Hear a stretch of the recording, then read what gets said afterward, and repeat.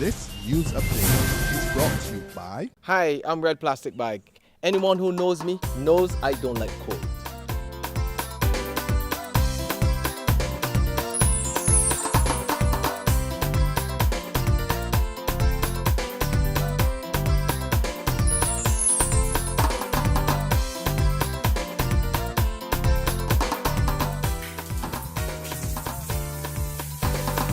Sunshine reigns in my country. I love it.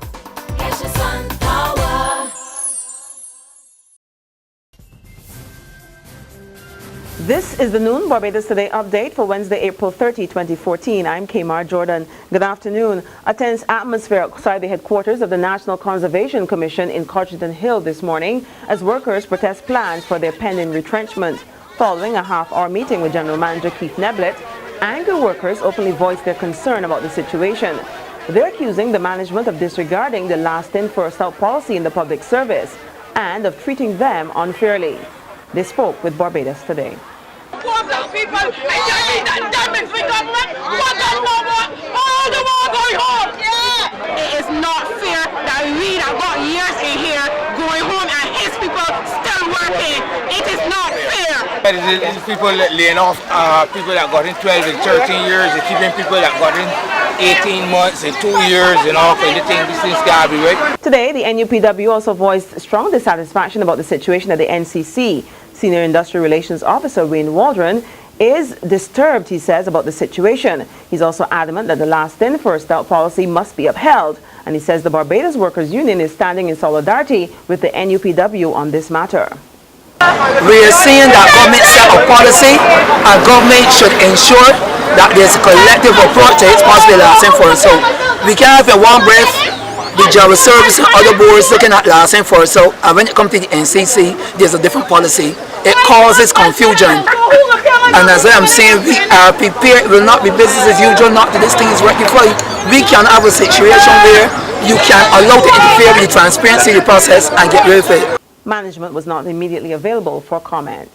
In other news this Wednesday, Education Minister Ronald Jones is rubbishing fears of a crisis at the University of the West Indies amid reports of a high student dropout rate and a decline in new enrollment this semester as tuition fees are introduced. UWI Guild President Damani Paris has already reported a 40% decline in student enrollment, and Principal Sir Hilary Beckel says it's as high as 60%.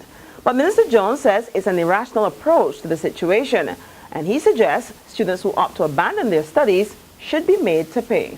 Now, if it were me, and a student drops out because of $5,625, they should have to pay that. Every cent that were previously expended. Because it is not logical to think like that. A 35-year-old man who managed to evade lawmen for more than 2 months has been caught. Police report that Andre Clyde Cave of Fairfield Cross Road through the bridge St. Michael was captured during an operation. At the time, he was being driven by Leilani Johnson of number 128 Platinum Avenue, Cane Garden, St. Thomas. According to lawmen, 8 Ziploc bags with a quantity of cannabis and a gray piece of plastic with a loose quantity of drug were found during a search of the vehicle. Cave is currently in custody assisting with what is being described as a major investigation, while Johnson is set to appear in court today, charged with assisting an offender and possession of cannabis. There's regional and international news after this short break.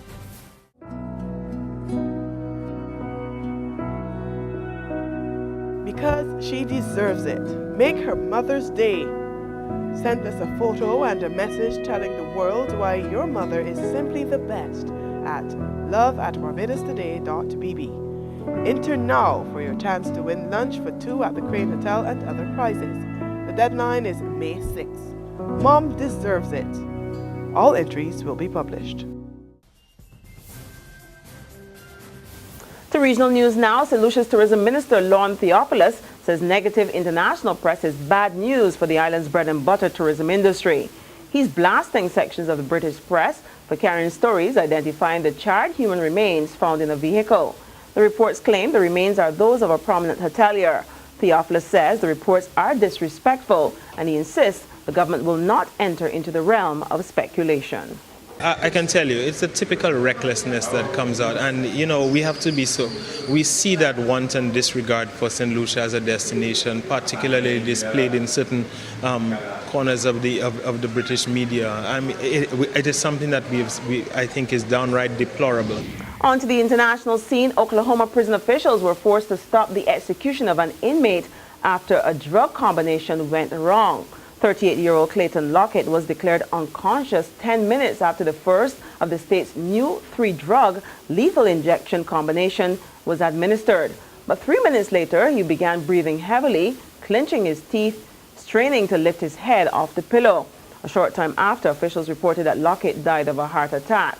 Lockett's attorney, David Autry, said the execution was totally botched and it was a horrible thing to witness. Well, certainly sounds that way. And on that note, we end our noon update. Join us again at 6 o'clock this evening. Until then, you can log on to www.barbadostoday.bb, subscribe to our e-paper, or like us on Facebook to get more news and sports. I'm Kamar Jordan. Have a fantastic afternoon and join us again at 6 o'clock. Health Today is brought to you by Caribbean Alliance Insurance, agent represented by BGI Insurance Limited.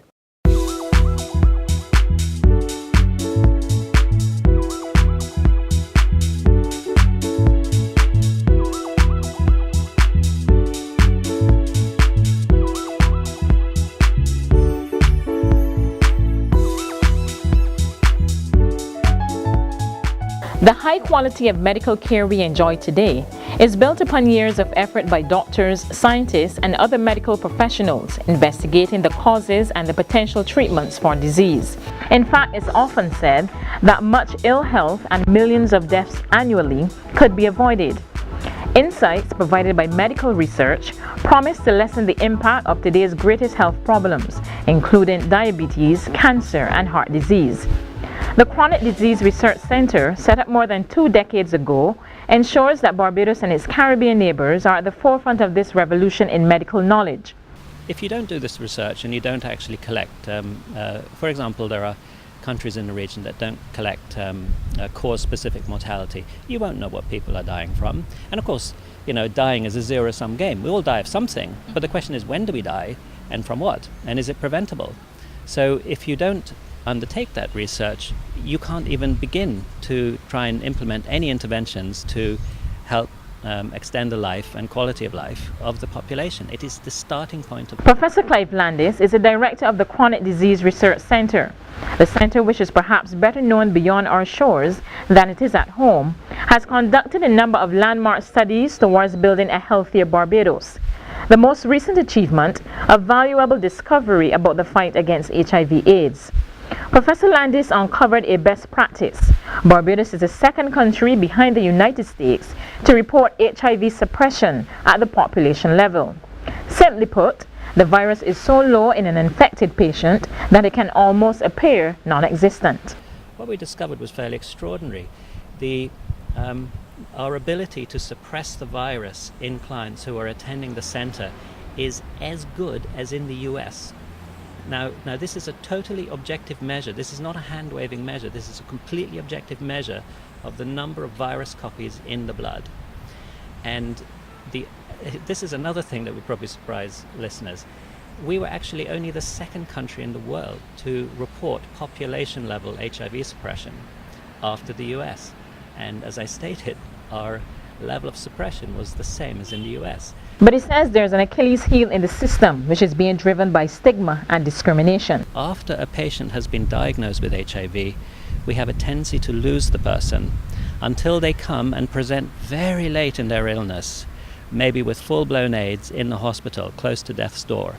Now, that is very unnecessary in today's day, because HIV is very treatable. It is as treatable, and I make no exaggeration, as diabetes. Still, he says it's a discovery which can deliver tremendous benefits. Apart from HIV/AIDS, the CRDC has also conducted other notable research, including the Barbados Eye Study with the National Health Institute in the United States, that also proved significant, and in fact, the research is now guiding eye care for African Americans. One of the big findings was that glaucoma is much more highly prevalent in ethnic black populations, whereas macular degeneration is more common in whites, for example. And what was interesting, when the known glaucoma genes were actually investigated in the Barbados population, we didn't have any of them. And so the eye studies actually culminated in a very major finding, which is that there is a new glaucoma gene discovered in our population, which is present in persons of West African origin. And so this is now going through the phases. After you make a genetic discovery, you have to go through and narrow down the allele, and then eventually there would be a diagnostic test to see if you have inherited a particular risk gene for glaucoma. The CRDC has also probed the levels of cancer in the Barbados Cancer Society, which focused on prostate and breast cancer in the population.